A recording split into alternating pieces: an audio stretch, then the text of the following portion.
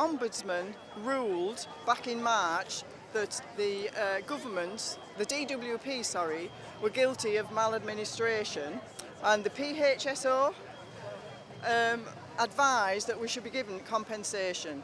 They've been given a varying amounts of compensation that each WASPy woman should be given. Previous government, the Conservative government, they put us to one side because they knew they weren't getting re-elected. Before Labour were re-elected and were elected in opposition, they were massive supporters of our cause.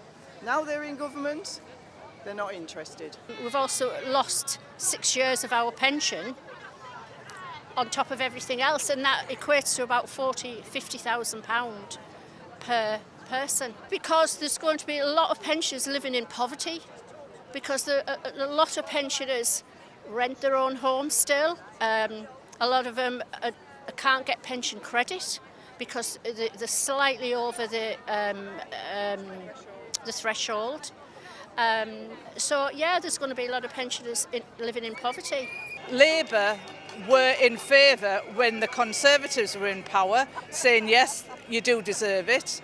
They've come into power and now they're saying we don't have the money. And we're standing up to let them know that we won't be trodden on.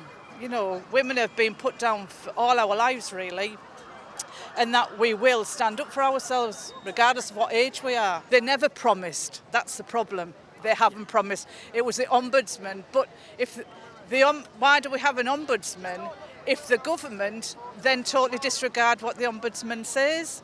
Because the Ombudsman there is supposed to be independent to review what government policies have been and what they say.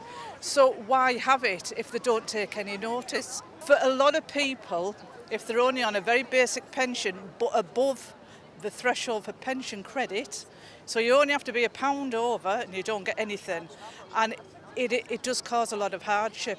They're not getting the heating allowance, which people got £200 a household. They've stopped that unless you're on pension credit, and there's a lot of pensioners who are not on that. So it will cause hardship for people who can't afford to put the heating on. So it's a choice between heating and eating, and for people it's a real choice. It'll mean that a lot of people could end up really ill, so there'd be more strain on the NHS.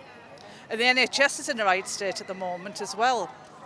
So if they really look at what they're doing and think about the impact on people, which I don't think they do, they need to start doing real impact assessments before they make these decisions.